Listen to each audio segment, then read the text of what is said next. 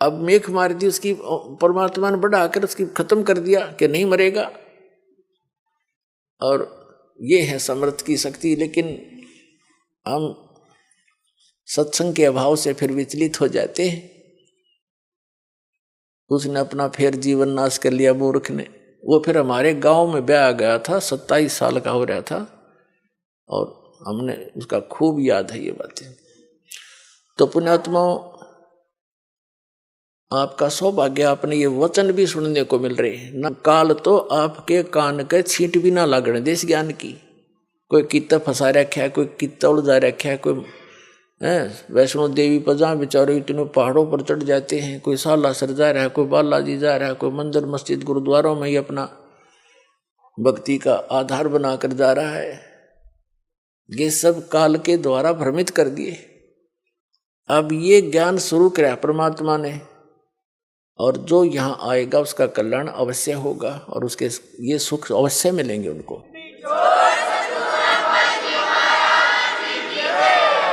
जैसे प्रसंग चल रहा था कि सबको मालूम है, ये तो सभी मानते हैं कि भाई बुरे का फल बुरा ही होता है, लेकिन डर निकल गया हमारा। डर कब निकलता? जब हमें ज्ञान नहीं रहता। अब हम अपनी मर्जी से, अपने व्यवस्था से भगवान के विधान को त्याग कर स्वयं अपने कर्म के लेख को चेंज करना चाहें, कभी नहीं हो सकता।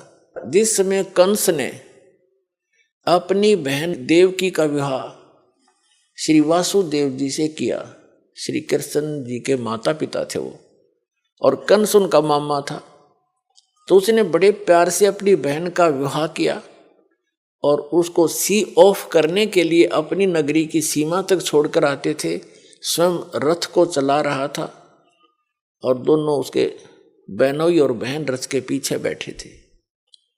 रास्ते में आकाशवाणी होगी कि तेरे मारने वाला कंस तेरी बहन की कोख से पैदा होगा, उसका 8वां पुत्र तेरी मृत्यु का कारण बनेगा।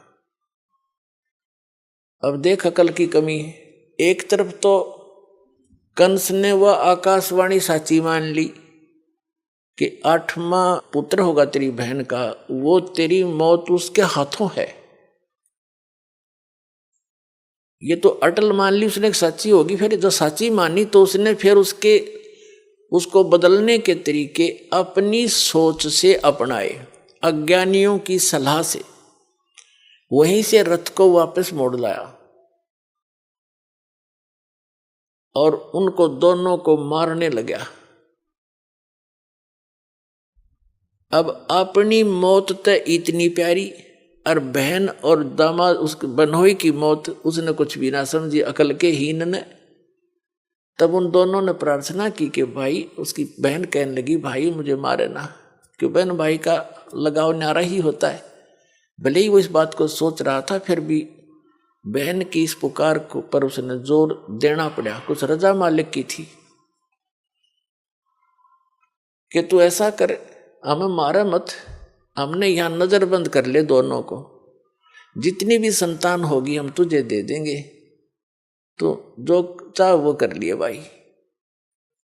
तो उसने सब सोच ली, ठीक है मेरी 7वीं संतान, 8वीं तक तो मार दूंगा, 8वीं के बाद होगा इनके भाग की। उसने यहां तक सोच ली, तो उनको रख लिया। चल, बहन को मारने का भी पाप बच गया। फिर लगा 9 शिशुओं को मारने। दुष्ट ने 9 मार दिए, 8-7 मार लिए, और 8वें को मारने लगा। वो आकाश में उड़कर चली गई, जबकि लड़का कहा था वह लड़की थी। बुद्धि फिर भी ना काम करी। तो कहने का भाव यह है कि उसने अपने स्तर से अपनी किस्मत को चेंज करने के लिए, आयु बढ़ाने के लिए सारे यत्न कर लिए, और वो की वो हुई जो आकाशवाणी ने कहा था। तो क्या अकल थी उसमें? एक तरफ तो आकाशवाणी को फाइनल मान रहा कि ऐसा होगा ही होगा, जब होगा तो ठीक है हाथ खड़े कर देना। अगर मैं दुष्ट हूं, मुझे शायद मैंने भी कभी उस बच्चे को मारा होगा, आज अपना बदला ले लेगा, 8वीं संतान कौन सी आज हो जाएगी, तो इस करके जी लेना चाहिए था। और वो मर्या भी, और पाप और इकट्ठे कर लिए। जब उसको ये पता चला ना कि आकाशवाणी फेर होगी, काल के तो ये काम है, पाप का घड़ा भरुआ है वो, जब श्री कृष्ण जी का जन्म हुआ जेल में, और उसे लेकर उसका पिता दूसरे स्थान पर अपने मित्र के यहाँ छोड़ आया, वहां से नवजात उत्पन्न लड़की को वापस लाकर वहां रख दिया। तब आकाशवाणी हुई कि तेरे मारने वाला पैदा हो चुका है, लेकिन जेल से बाहर। अब उसने सोचा भी आसपास के नगर के जितने भी उसके राज्य में नवजात शिशु थे,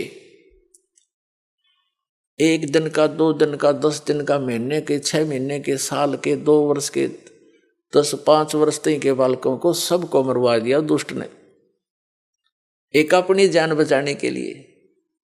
ये है अकल के कमजोर, अकलहीन, ये है अकल लूने।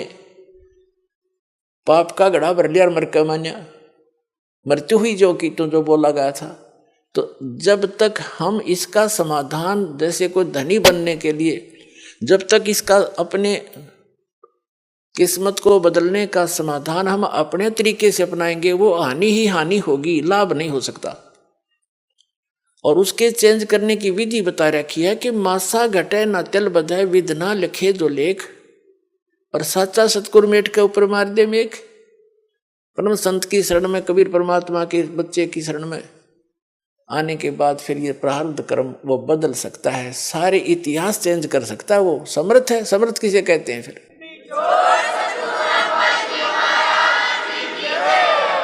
अपने आत्मा परमेश्वर हमें याद दिलाते हैं कि तुम यहाँ के वासी नहीं हो, और वो परमात्मा स्वयं ही चलकर आते हैं, हमें यथार्थ ज्ञान बताते हैं। जैसे आप जी सत्संग में आते हैं, महीने, 2 महीने, 10, 15 दिन, महीने, 4 महीने में तकरीबन सभी आ लेते हैं। तो अन्य व्यक्ति तो ये सोचते हैं कि ये कितना हानि करते हैं, किराया लगता है, काम छोड़कर जाते हैं। पुण्यात्माओं, आप जी को ये ज्ञान होना चाहिए कि आप जहाँ से चलते हो और यहाँ तक जो भी आपका किराया भी लगता है, वो भी परमात्मा के पुण्य में है, आपका धर्म में लग रहा है वो पैसा, वहां से लेकर यहाँ तक। और जो दान धर्म करते हैं आपको वो तो डायरेक्ट दिखाई देता है कि मैंने दान डाला है, मेरा पुण्य हो गया, लेकिन वहां से यहाँ तक आने और जाने का जो आपका किराया है वो भी आपके धर्म में लिखा जाता है। अब बगैर ज्ञान के हम ऐसे उलझे रहते हैं, अपने आप धनी बनने के लिए 100 तरीके अपनाते रहते हैं। परमात्मा कबीर जी कहते हैं, कल्पे कारण कौन है कर सेवा निकाम, मन इच्छा फल देऊंगा जो पड़े मेरे ते काम। कि मेरे सतर का, जो भगवान के सतर का तेरा कोई ऐसे कार्य आवेगा, कोई आपत्ति आवेगी,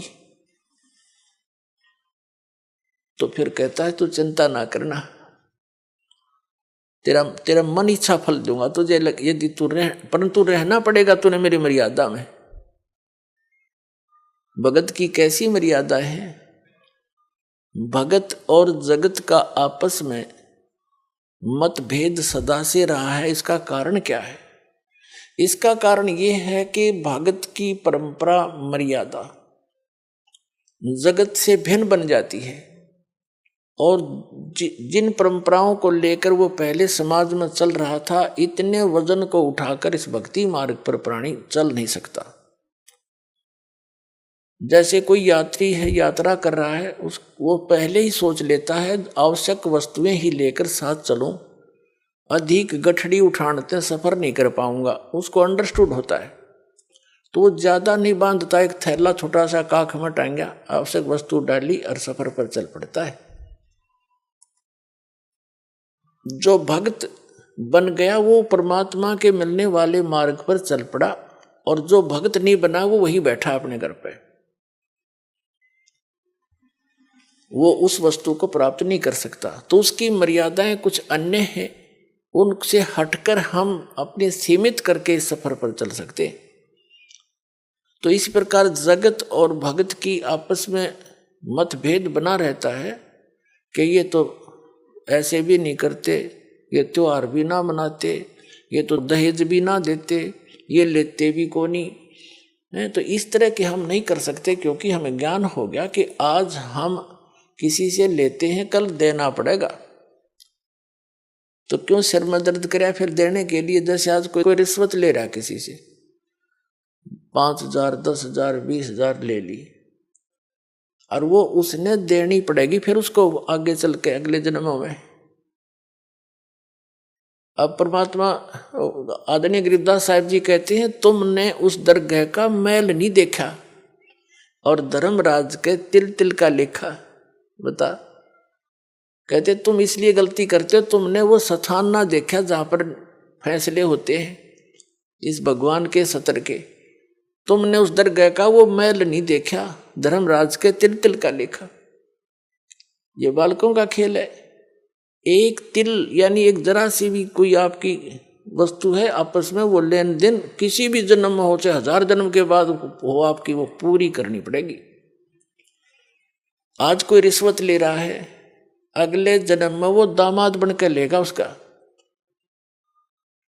और पैसा ले जाएगा, और फिर मृत्यु हो जाए मन माने, वो पैसा भी गया, लड़की दूसरी जगह ब्याहनी पड़ेगी। तो टूट गया कहर उसके ऊपर। हमारे सामने जितनी भी ये आपदाएं आती हैं, ये पिछले संस्कारों से हैं। इसको समझने के लिए एक उदाहरण है। हम इतने गिर चुके हैं, इतना सतर गिर गया हमारा, हमने सिर्फ ये संसारिक भौतिक सुख दिखाई देते हैं, नथिंग एल्स।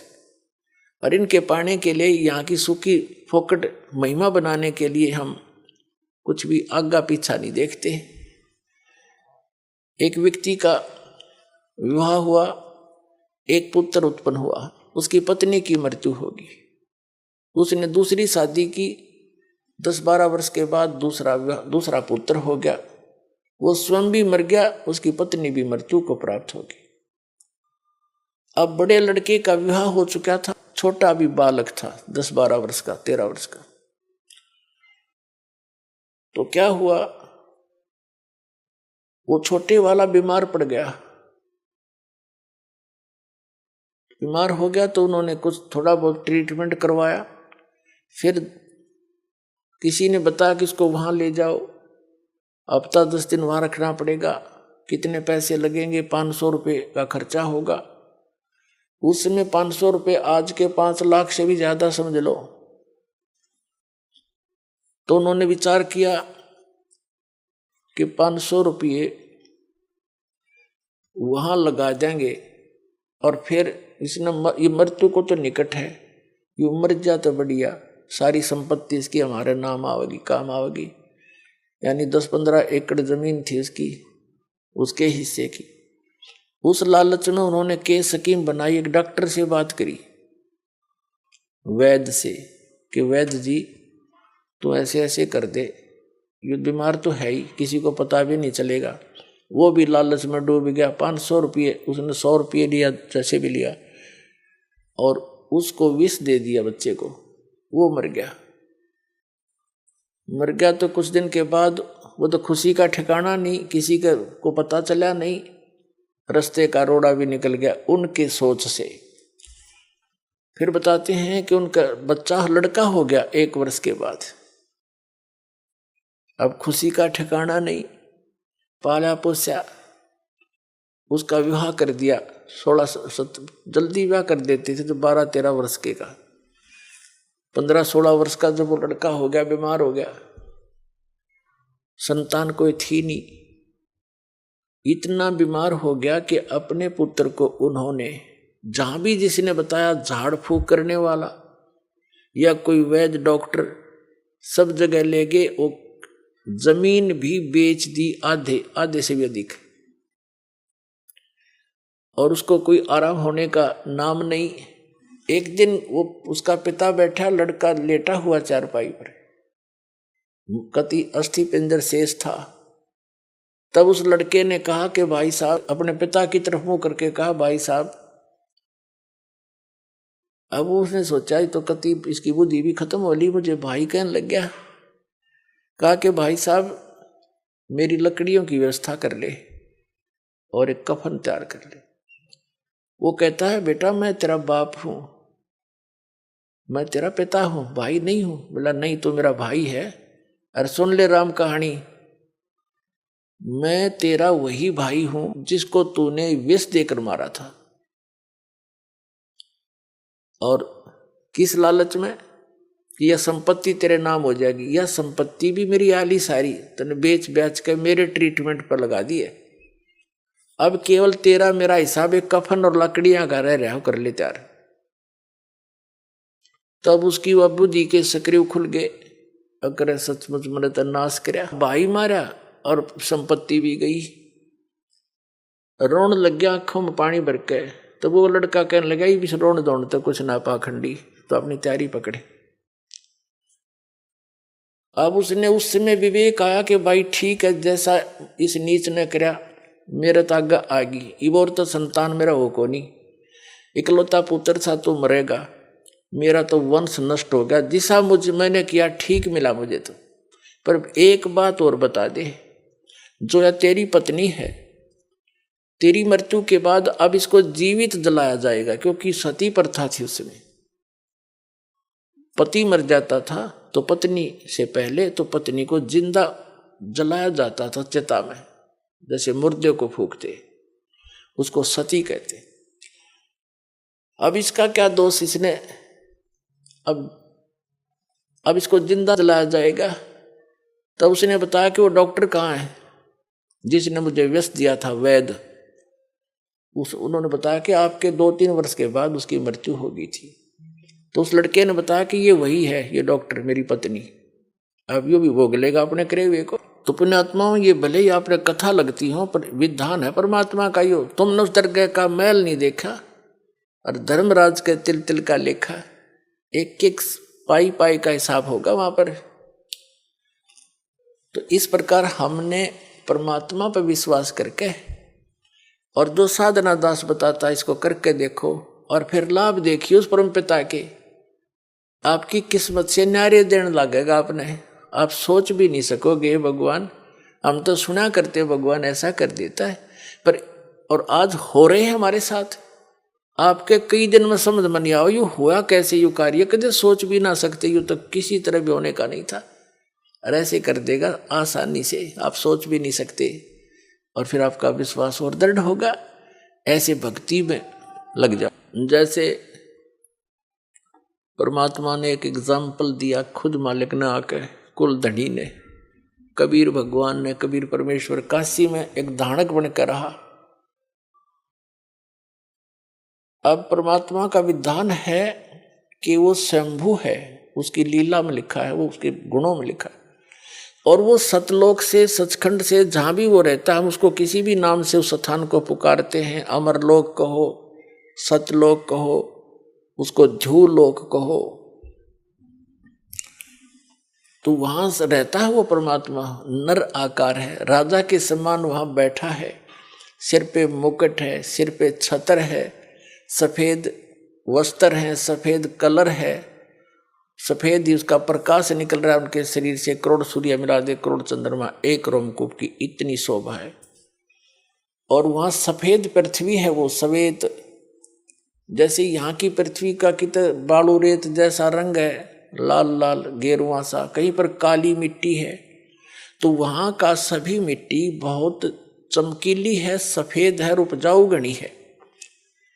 उस सतलोक ऐसा स्थान है, एक पृथ्वी है। और ये नकली जितने भी सतलोक के गुणगांव हैं, सचखंड बतावे हैं, ये राधा स्वामी पंथ, जय गुरुदेव पंथ, बिहानी जनोद वाला पंथ, ठाकुर वाला पंथ, किसी ने देख ले, कबीर पंथियों को देख लो इस दास के अतिरिक्त, कोरी उआ बाई बकरे और जय गुरुदेव पंथ, और ये सच्चा सौदा सरसा वालों का, और जगमाल वाली वाला पंथ, ये सभी वहां कहते हैं, वहां तो प्रकाश ही प्रकाश है, चेतन प्रकाश है। और मुक्त जीव वहां जाकर उसमें मिल जाती, लीन हो जाती है, बस जाकर बूंद समुद्र में। एकादा चतुर कबीर पंथी कहता है, आत्मा तो डॉट रूप में रहती, बिंदु बिंदु। खाक देखा उन्होंने परमात्मा को, मूर्ख बना रखा। तो ये सभी अभी तक भ्रमित थे, इनका अनुभव निल था, इनका भक्ति विधि सही नहीं थी, इनका ज्ञान भी गलत था, इनके मंत्र भी गलत थे। 5 नाम काल के जाप करें, बात करें सतलोक जान की, टिकट कटारे लोकल बस की, बात कर अमेरिका जाने की या अमेरिका से भारत आने की, तो ये कैसे बन सकती ये बातें? तो ये इनके नाम में गलत है वहाँ जाने वाले, तो कैसे पार होंगे? ये अंडरस्टूड है, क्योंकि हम इतने विश्वासी हैं कि जो गुरु बता रहे हैं फाइनल है बस, और सोचना ही नहीं।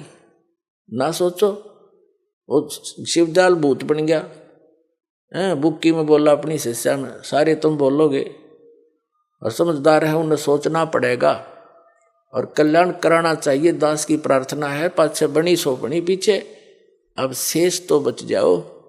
कितने दिन से शोर मचा रहा हूँ, जेल में मैं चला गया तुम्हारे लिए, यह सच्ची कहने के चक्कर में, और कहूँगा आखिरी सांस तक, चाहे शरीर रहो या ना रहो, कोई बात है या?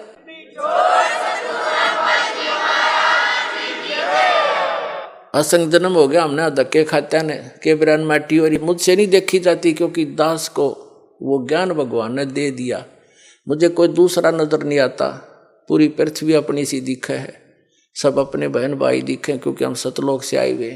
यहाँ काल ने हमें मूर्ख बनाकर आपस में लड़ा बिड़ा रखा है, हमारे साथ आपस में ये मनमुटाव रखता है। घर घर में कड़ा करवा रखी इसने, सास बहू की बनती ना, ननद बहू का लट्ठम लट्ठा, बाप बेटे का झगड़ा, पड़ोसी गेल झगड़ा, छोटे से बंटवारे पर, किसी किसी काम पर सारा दिन टेंशन ग्रत रखना, इनको दुखी सताना, दुखी करना उस काल का कर्तव्य है, उसका परम धर्म बन गया है कि ये भगवान के बच्चे हैं, इतना सताए दूं और वो भी दुख पाता रहेगा हमें दुखी देखकर।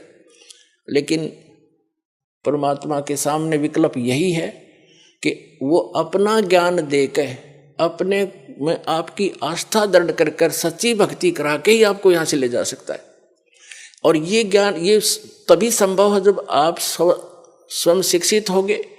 तो अब शिक्षित करना पड़े आपको परमात्मा ने, और शिक्षित करके अब जितने भी संत थे, पंथ थे, धर्म मजहब थे, उनके सदग्रंथ भी विद्यमान हमारे पास, और उनका अनुभव वर्तमान के जितने भी कलियुगी संत महंत हैं, आचार्य शंकराचार्य हैं, किसी भी धर्म पंथ के, वो क्या हमें बता रहे हैं ये आपको मालूम है। और सदग्रंथ दास दिखा रहा है कि ये बताते निराकार भगवान को किसी से बात कर लो, चाहे हिंदू है, चाहे मुसलमान, सिख या ईसाई है, कहते परमात्मा तो निरंकार है, वो तो निराकार है, वो तो प्रकाश ही प्रकाश है। ऐसी सुनी सुनाई दंत कथा से पवित्र बाइबल आपको दिखा दिया दास ने, उसमें लिखा है परमात्मा ने मनुष्यों को अपने जैसा बनाया, नर और नारी करके उनकी सृष्टि की, तो भगवान निराकार। पूछ कर देखो किसी भी ईसाई धर्म के पवित्र आत्मा से कि परमात्मा कैसा है, वो कहेगा गॉड इज फॉर्मलेस, परमात्मा निराकार है।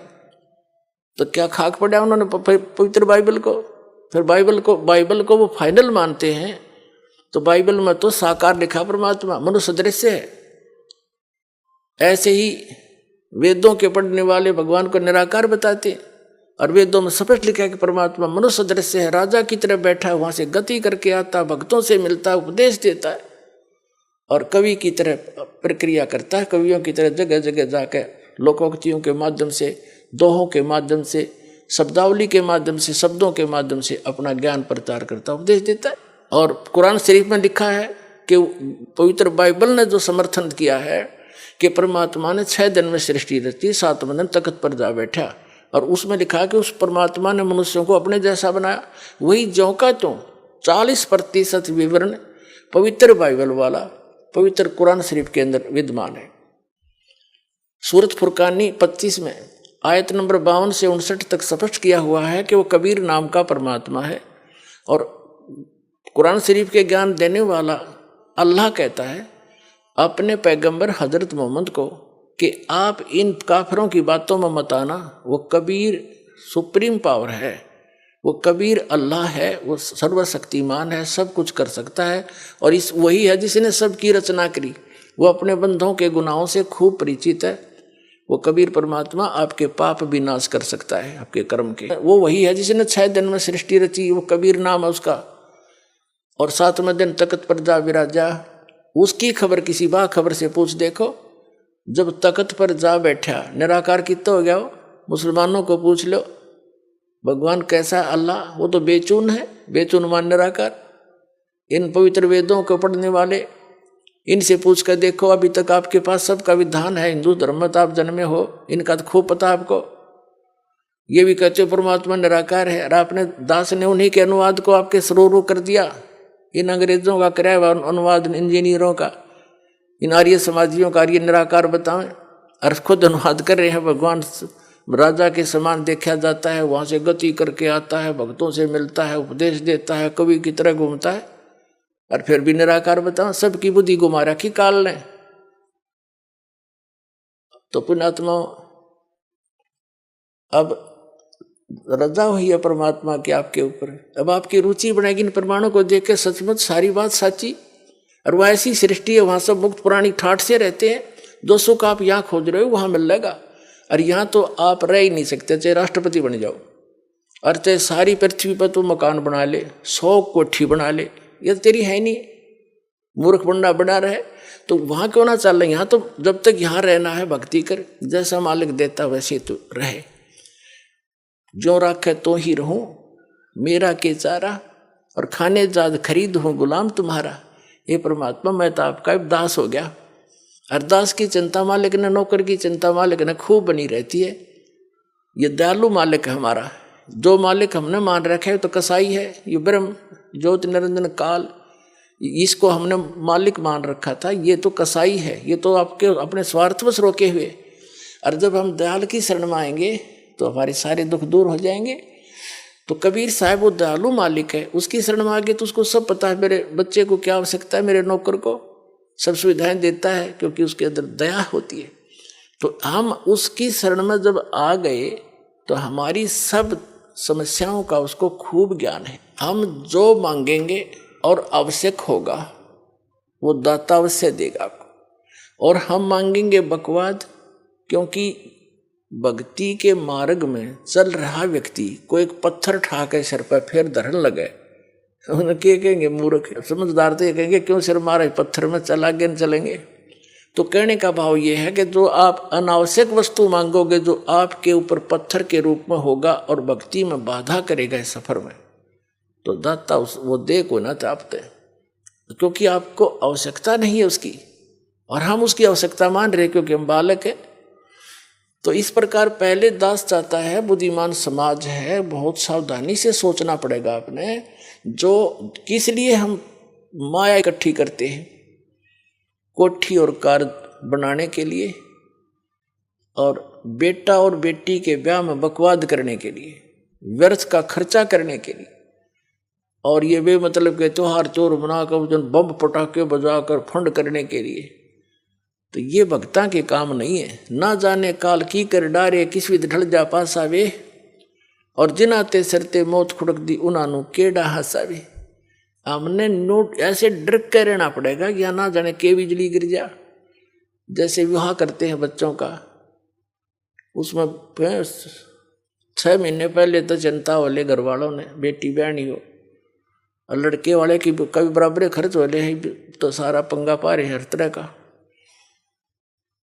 तो उसके लिए फिर कितना डीजे लाएंगे, हाँ, फिर बड़ी बड़ी बारात, और ये सारा काम बिगाड़ा नहीं फिल्मों ने।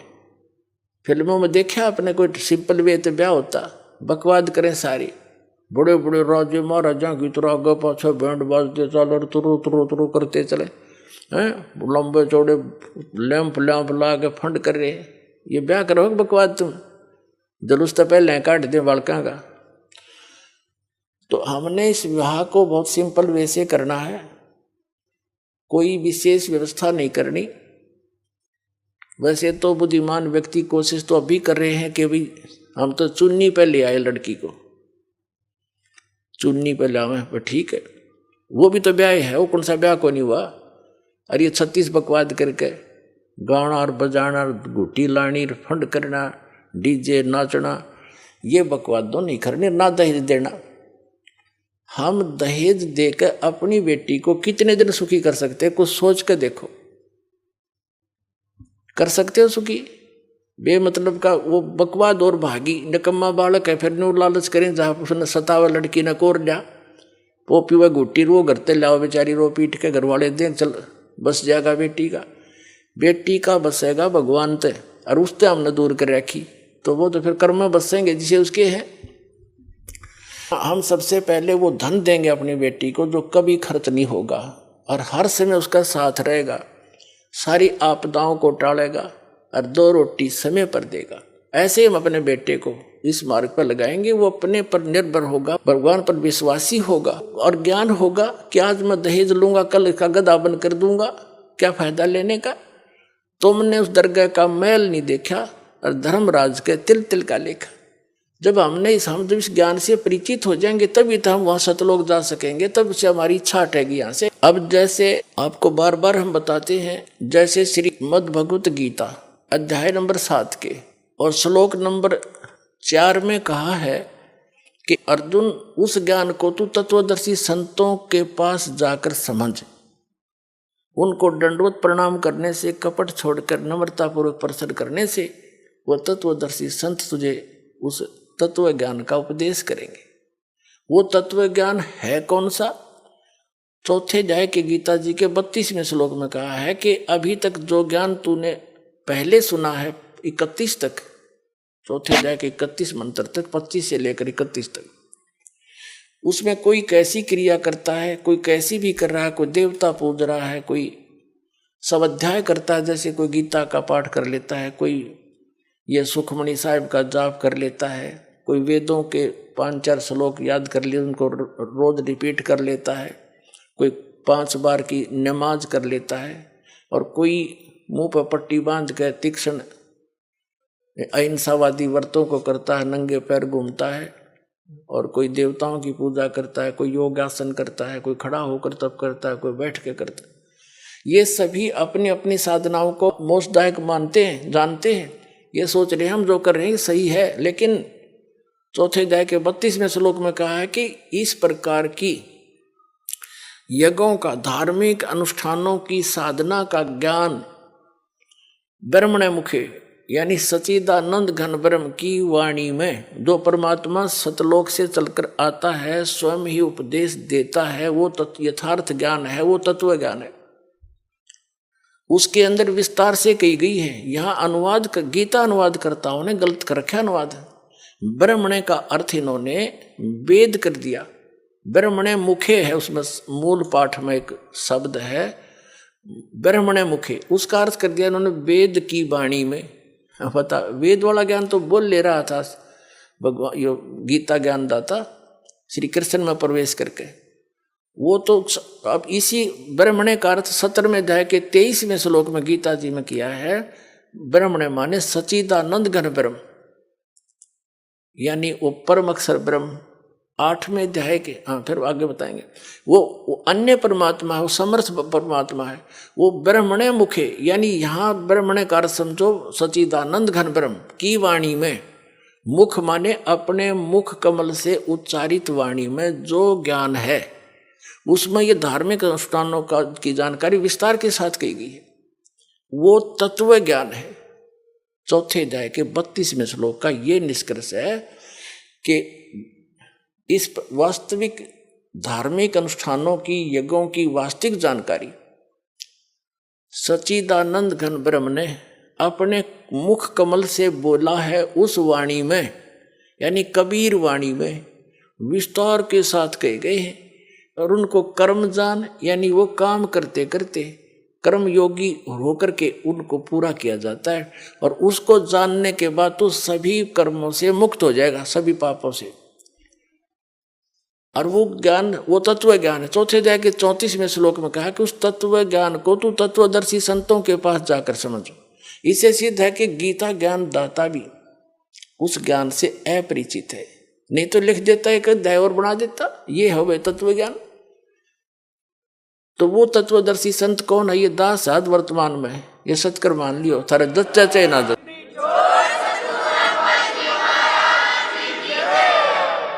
और उनको दंडवत प्रणाम करने से पूरी गीता जी में केवल उस संत को ही दंडवत प्रणाम का प्रावधान बताया है, नहीं तो 18वें अध्याय के 65वें श्लोक में अपने विषय में कहता है गीता ज्ञानदाता के माम नमस्कारु, मुझे नमस्कार कर, मुझ में मन वाला हो, मेरा भक्त बन, तो निश्चय ही मुझे ही प्राप्त होगा। अपने विषय में भी नमस्कार तक का प्रावधान बताया है इसने। और उस तत्वदर्शी संत को कहा कि उसको दंडवत प्रणाम करने से, कपट छोड़कर सरलता पूर्वक, नम्रता पूर्वक, निष्कपट भाव से प्रसन्न करने से वह तत्वदर्शी संत तुझे उस तत्व ज्ञान का उपदेश करेंगे। अब फिर क्या बताता, 7वें अध्याय के 29वें श्लोक में कहता है कि अर्जुन, जो मेरे आश्रित होकर, यानी मेरे इस ज्ञान को आश्रय बनाकर तत्वदर्शी संतों की खोज कर लेते हैं, तो उनको वो केवल जरा और मरण से छूटने का ही प्रयत्न करते हैं। जरा मीन वृद्धावस्था, जरा मीन वृद्धावस्था और मरण मीन मृत्यु, डेथ। कहते वो केवल इस जरा बुढ़ापे के कैरत और मृत्यु के दुख से बचने के लिए ही प्रयत्न करते हैं, क्योंकि वो तत्परम विदु कर्षणम कर्म चाखिलम, तत्परम विदु और कर्षणम अध्यात्म च अखिलम कर्म, वो सभी कर्मों से और संपूर्ण अध्यात्म मार्ग से और तत्परम से वो पूर्ण रूप से परिचित होते हैं।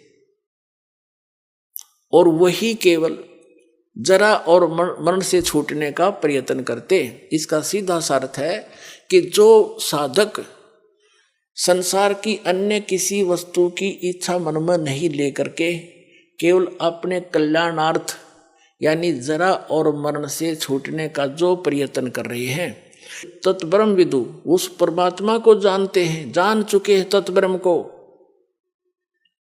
और सारे अध्यात्म से परिचित हैं, ज्ञान से और सब कर्मों से वो परिचित हैं। इसलिए वो विष फांकते नहीं, उनको जहर दिखाई देता है, किसी से रिश्वत लेना, ये करना, वो करना। जैसे किरका जहर का रंग होरी हो, कहो कौन तिस खावे राम रंग होरी हो। अगर तो होरी माने खुशी, जैसे होली बनाते हैं अपने हिंदू धर्म में, तो होली का मतलब बड़ी खुशी के साथ नाचते हैं, गाते हैं।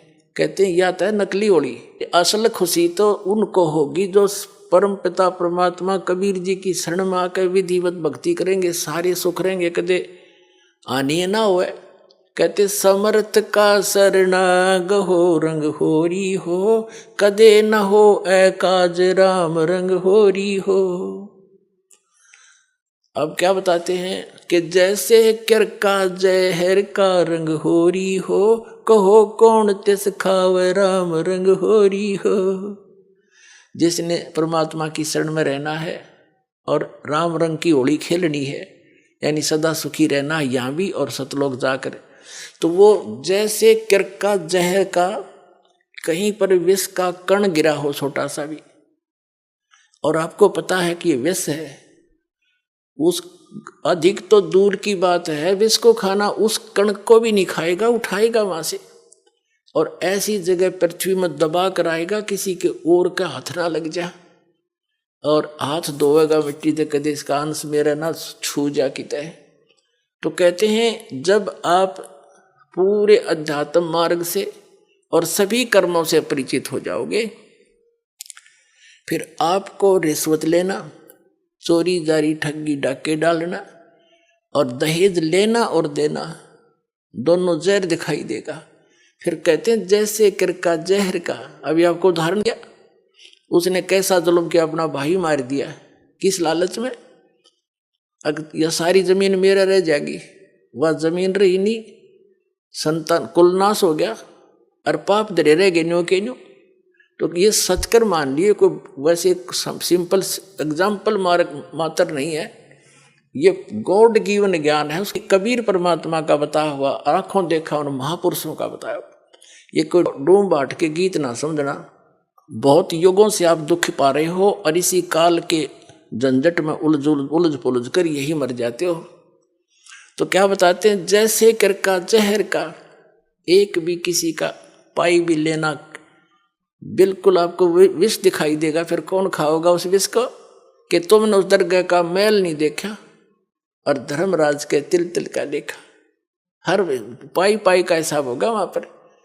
तो इसमें तो बहुत बड़ा बखेड़ा बन जाएगा आपके लिए। तो बुद्धिमान व्यक्ति फिर उसका निकट नहीं जा सकता। अबोध बालक जहर चाहे सारा खा जा, लेकिन ज्ञान होने के बाद व्यक्ति विष के निकट नहीं जाता। तो जब तक आप अबोध थे, खाते रहे विष, मरते रहे, गधे कुत्ते बनते रहे, ये विष है, ऐसे संकट भोगने पड़ते हैं अपने को। और जब बुद्धिमान हो गए वो तो इसका निकट भी ना आते। जैसे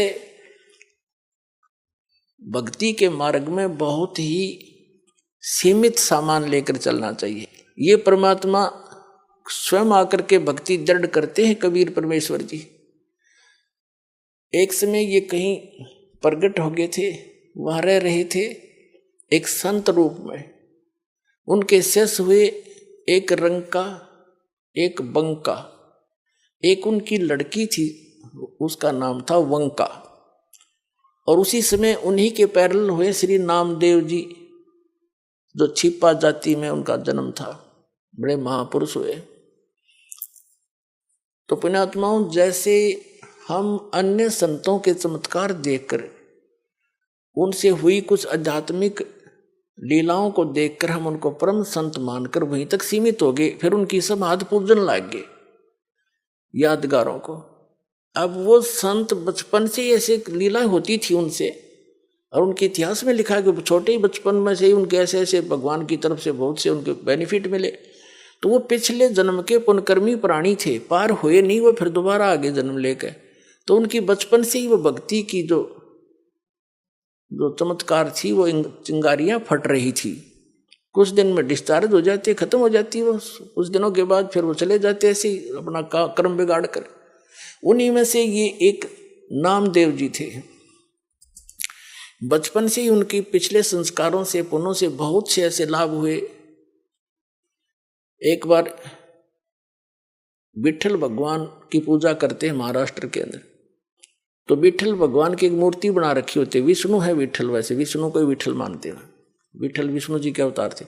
उनकी मूर्ति बनाकर पूजा करते हैं, उनको भोग लगाते हैं और पीछे आप भोजन करते हैं। तो एक बार नामदेव जी के छोटे से थे, उनके पिता ने कहा, बेटा हमने कहीं बाहर जाना है, कई दिन माना पड़ेगा, तुम भगवान को भोग लगाना ठाकुर जी को, और पीछे दूध पीना।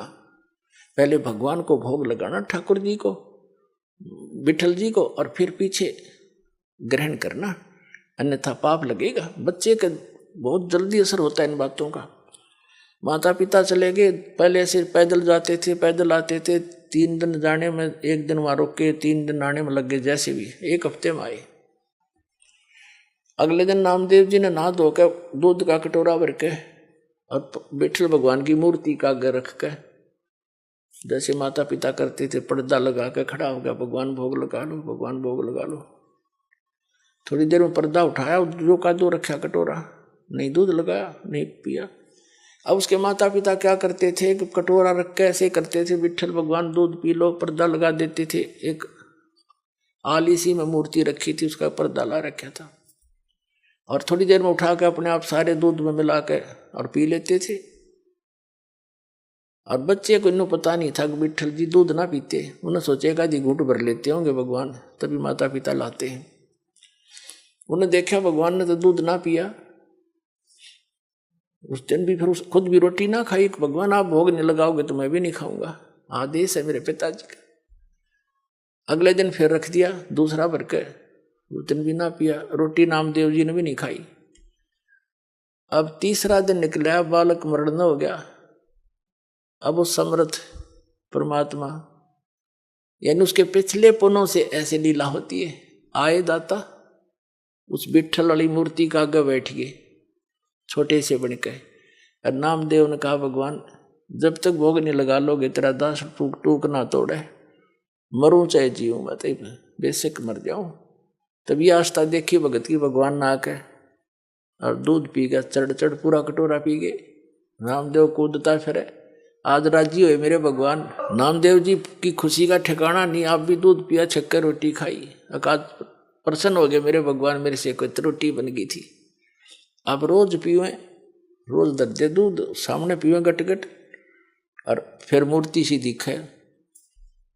उनके माता पिता आए, उन्हें चिंता थी, बालक है कहीं भगवान को भोग ना लगाया। वो नाते पूछा, बेटा क्या विठल जी को भोग लगाया था? माता जी ऐसा बना। 3 दिन तो इन्होंने कुछ नहीं खाया पिया और मैंने भी नहीं खाया पिया। क्या करा कि मैं दूध रखूं, भगवान ने ग्रहण नहीं किया। मैंने सोचा आपकी याद में दुखी हो रहे होंगे, परमात्मा नहीं पिया होगा और या मुझसे कोई त्रुटि होगी। तो तीसरे दिन भगवान ने, तीसरे चौथे दिन जैसा भी भगवान ने दूध पिया। नहीं पहले भोग नहीं लगाया 3-4 दिन, और मैंने भी खाना नहीं खाया, मरने को हो गया था। अब बच्चे के मुंह की तरफ देखे वो माता पिता, ये क्या बोल रहा है, क्या कैसे भोग लगाया बेटा तेने कि भगवान को भोग रख। 3 दिन तो इन्होंने पिया नहीं, चौथे दिन पी लिया दूध, सचमुच। हाँ हाँ हाँ, उन्हें सोची लड़का बकवाद करे है, इसने कोई भोग भाग नहीं लाया। क्यों? उनको मालूम था दूध पीता नहीं, मूर्ति पत्थर के दूध पिया करे। वो तो मुंह कर लागे छीटा फिर आप ठा लाया करते थे। उन्होंने सोची वो बकवाद कर रहा है, अरे कितना भोग भाग नहीं लाया, खेलता रहा बालकों में। न बोला साची बता, न तने घड़ेंगे हम, झूठ बोले तू तो भोग नहीं लगा। भगवान पत्थर थोड़ा, मूर्ति थोड़ा दूध पीती है। अग्नि नहीं दूध पिया, मेरे सामने पिया। उनको और पक्की दचकी झूठ बोला सारी लड़का। न बोले भाई तू झूठा गणा हो गया नामदेव, और हम तेरे से बात नहीं करते, तेने तो भोग लगा नहीं हमारे भगवान को। वो कहने लगे हमारे सामने लगा के दिखा कैसे दूध पिया। वो ना प्रतिदिन जैसा करता था, पूरे रूटीन से धोया, कटोरा दूध का भरा और रख दिया। हे भगवान, मेरे माता पिता के विश्वास नहीं हो रहा था, भोग लगाओ। उसी समय मूर्ति से हाथ से निकले नू कचिया कचिया, और पकड़ कर उनके सामने, माता पिता के सामने गट गट दूध पी गया।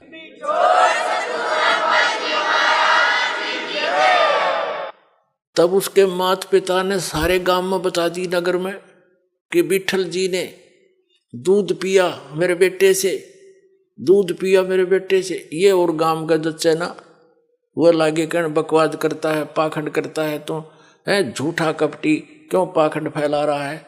मूर्ति कभी दूध पीती है।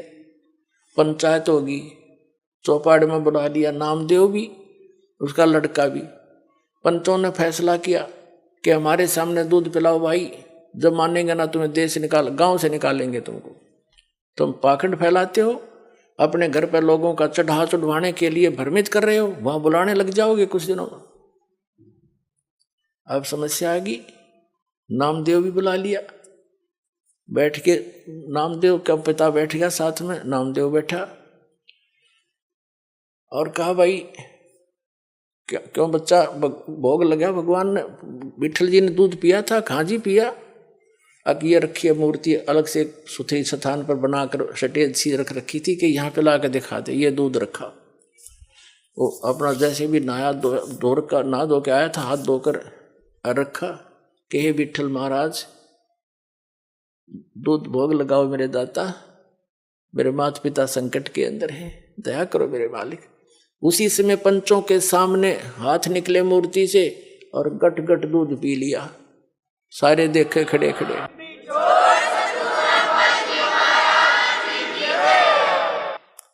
अब इस चमत्कार को देखकर नामदेव जी की इतनी महिमा होगी, आसपास के क्षेत्र में पूज्य होगी। और ये अब वो क्या करते थे, कुछ थोड़े से बड़े हुए, किसी से नाम लिया, ओम नाम का जाप करते थे। फिर परमात्मा मिलते हैं आकर ऐसी पुण्यात्माओं को, जैसे उनका विधान है, वो नेक आत्माओं को मिलते हैं, अच्छी आत्माओं को मिलते हैं, दृढ़ भक्तों को। तो कबीर साहब उनसे मिले, ज्ञान दिया कि ऐसे ऐसे भाई ओम नाम का जाप तुम कर रहे हो गुरु से लेकर के, ये तो ऐसे ऐसे सारी सतिथि बता दी, और इससे आगे एक और मंत्र है जो दास देगा और उससे मोक्ष होगा। ये तो असंग जन्म हो गए, जन्मते मरते। और ये छोटे मोटे जो लीला हुई है ना, ये तेरे पिछले पुण्यों से हुई है। आगे चार्जर ठीक नहीं है, पीछे बैटरी चार्ज थी, तब तक यह काम कर रही है। सारा समझाया उनको, जैसे भी उस भाषा में। तो विठल नामदेव जी ने नाम ले लिया, किससे? उस संत से जो स्वयं मालिक आकर रहे, गुप्त रूप से रहा करते थे। अब नाम भी ले लेते हम, लेकिन वो पुरानी जो साधनाएं हैं, जो क्रियाएं मन में समारी हैं, वो भी साथ करते रहते। एक दिन नामदेव जी, क्योंकि छिपा जाति में थे और ब्राह्मण लोग अन्य जाति वालों को भगवान की आरती में निकट नहीं जाने देते थे, दूर खड़ा रखते थे। वो आरती जहाँ करते थे विठल जी की, ब्राह्मण वर्ग ही रहते थे वहाँ, उसको सक्षेत्र था। एक दिन नामदेव जी जा रहे थे, आरती मंदिर में हो रही थी, इतने आत्म विभोर हो गए पंडित जी तो ऐसे वो घंटियां बजा रहे थे, और नामदेव जी ने जूते निकाल लिए दोनों अपने, और जूतों को लगे बजाने, और बजाते बजाते उन पंडितां के बीच में पहुंच गया, जैसे मंदिर की दर्शन करने के लिए मूर्ति के निकट पंडितां के बीच में घुस गया। उन्हें देखा कि वो कौन आ गया, छोटी जाति का, हाथ में जूते ले रहा, पकड़ के बाजू से और मंदिर के पीछे पटक दिया जाके, कि इसने आरती में बाधा कर दी। कहते हैं भगवान कबीर साहब ने उस मंदिर का मुंह फेर दिया नामदेव की तरफ।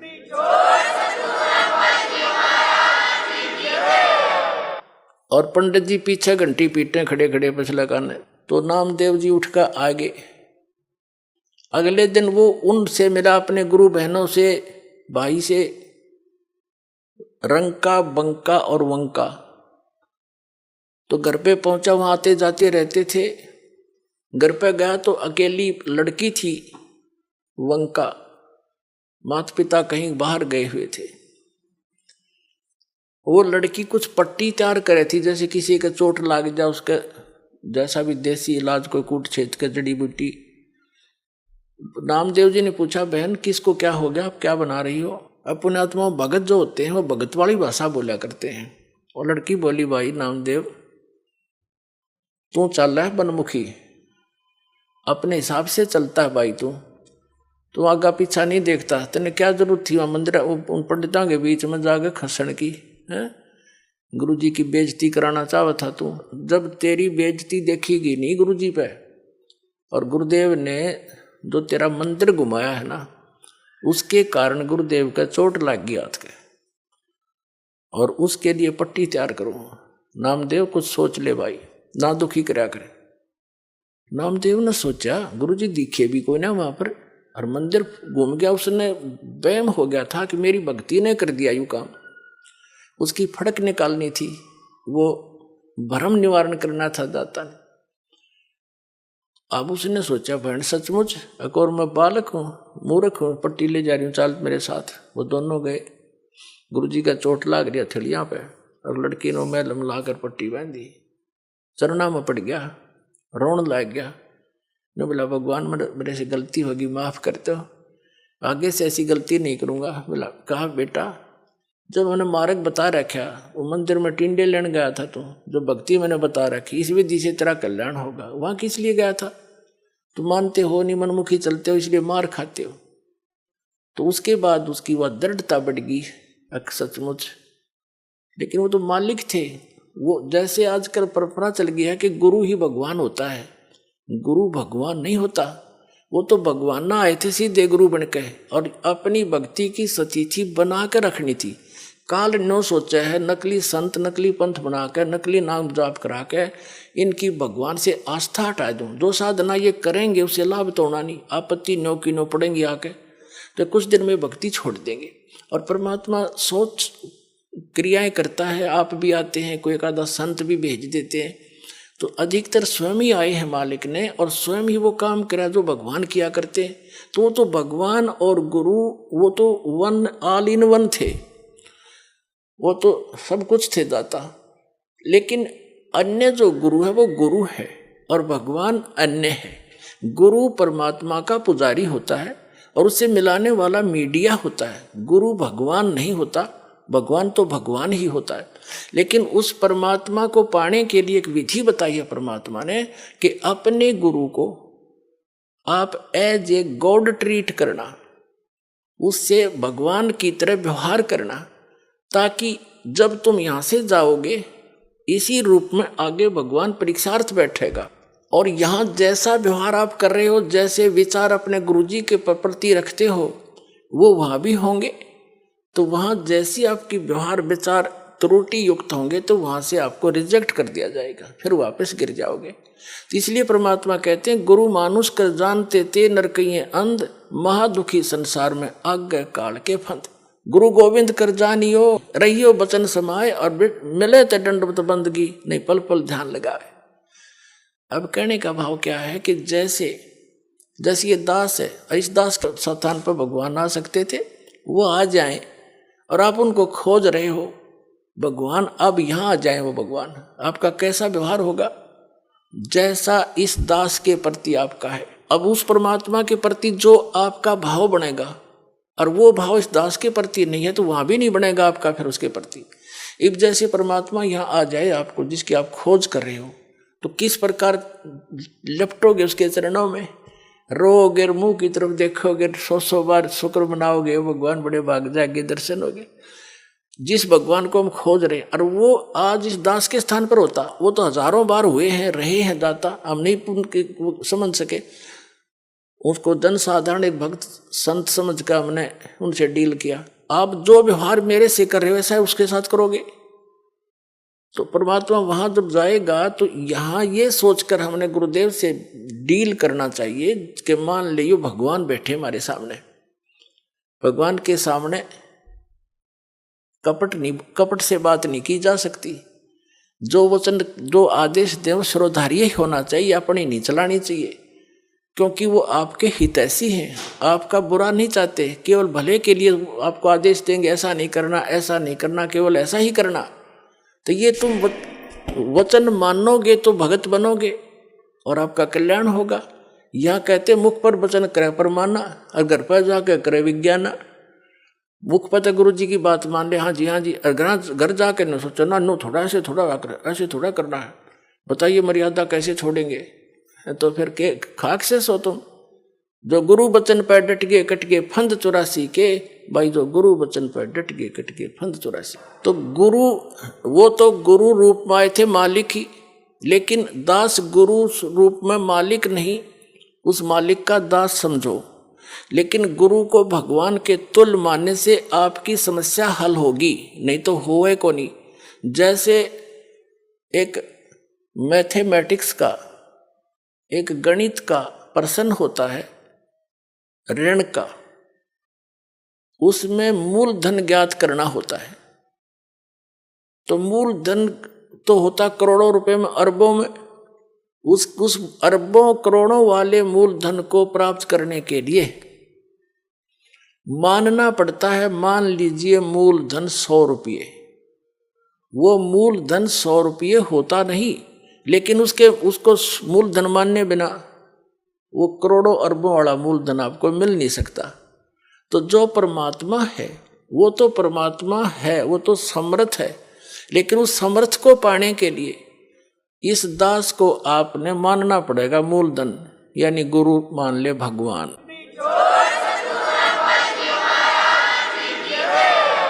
तभी आपकी यह समस्या हल होएगी, नहीं तो कति नहीं हो, 0 नंबर आओगे आपके। तो इस प्रकार समझदार को संकेत बहुत होता है। अब प्रसंग चल रहा है कि फिर जब भक्ति मार्ग पर चल पड़ते हैं, घना सामान धर के सिर पर नहीं चला जाता है, ये परंपराएं हटानी पड़ेंगी, और जैसे भगवान रखे न्यो रहना पड़ेगा। जैसे कर का जहर का रंग हो रही हो, कहो कौन तीस खावे राम रंग हो रही हो। अब रंग का बंका झोंपड़ी में रहते थे, वृद्ध हो गए थे, और क्या करते थे, जंगल से लकड़ी तोड़कर लाते थे, उसको बेचकर अपना खाने जोगा रखकर बाकी गुरुदेव के चरणों में भंडारे में लगा देते थे। एक दिन नामदेव जी, गुरुदेव यानी कबीर परमात्मा गुरु रूप में आए हुए थे, उनसे कहने लगे, गुरुदेव आपके 2-3 भक्त हैं, कितने निर्धन हैं, इनको कुछ धन दे दो, इनका टाइम भी पास हो जा, भक्ति भी गणी कर ले। अब परमात्मा ने सोचा कि नामदेव तो बड़क है, कति श्रद्धा बतेरी है, पर इसमें विवेक बना नहीं। अरे भक्ति करें और ये कौन से बर्तन बनाओ हैं।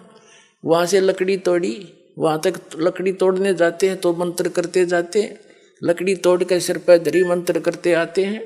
भक्ति मत बाधा है नहीं। और लेकिन नामदेव जी की उस समय समाज की सोच घड़ी थी, उस बच्चे को भी सेट करना था अपने को। तो परमात्मा ने कहा भी ठीक है, चल धन दे देता हूँ, पर मैंने कोशिश बहुत करी है भाई, ये रखते नहीं धन ने, मैं देता हूँ ये सारा ही दान कर देते।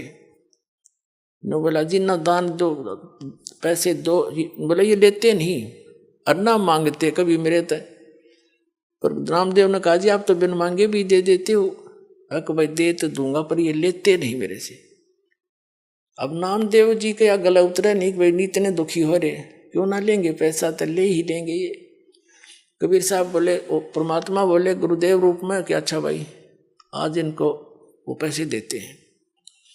गहने ले लिए, गहने आभूषण सोने के चांदी के अच्छे 2-3 किलो एक थैले में लेके नामदेव और गुरुदेव दोनों उस रास्ते में खड़े हो गए, झाड़ के आड़ में ओट में, जिससे वो दोनों रंका और बंका लकड़ी तोड़कर लाते थे। अब रंका तो आगे चल रहा था, बंका थोड़ी पीछे रह गई थी। थोड़ी फैसला था अपने सफर में थोड़ा बहुत, यानी 100-200 फुट का। तो उससे परमात्मा ने क्या किया कि जिस रास्ते से वो आ रहे थे वहां पर वो आभूषण डाल दिए और उस झाड़ के पीछे जाकर दोनों छुप गए।